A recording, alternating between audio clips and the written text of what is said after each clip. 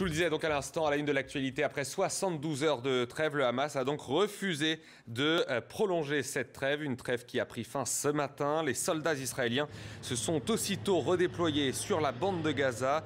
Les négociateurs des deux camps n'ont donc pas trouvé de nouvel accord au Caire. Laurent Saïm, bonjour. Vous êtes à Jérusalem pour iTélé. C'est désormais officiel puisque c'est l'armée qui vient de communiquer cette information. L'armée israélienne a donc repris officiellement son opération contre le Hamas.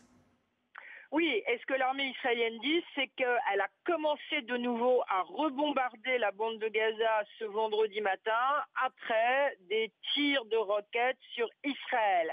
Alors, des sources palestiniennes indiquent que l'artillerie israélienne a tiré sur le nord et l'est de la bande de Gaza.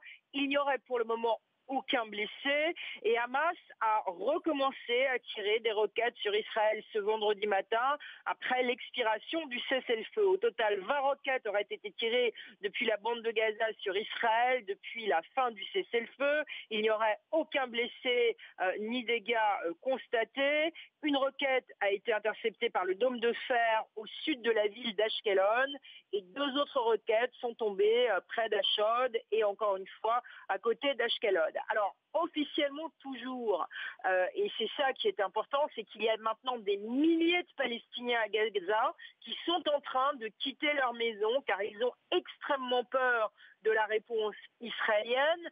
Par ailleurs, au Caire, de manière très paradoxale, les négociations continuent et il y a beaucoup de confusion sur qu'est-ce qui se passe au niveau de ces négociations au Caire. Des Palestiniens affirment qu'il n'y a plus du tout de négociations, qu'il n'y aura aucun accord trouvé entre Israël et les Palestiniens.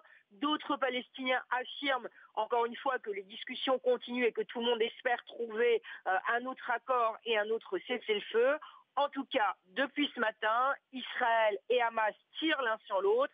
Et comme toujours, on ne sait pas dans quelle direction cela va aller. Et bien évidemment, tout le monde a peur de nombreuses victimes civiles.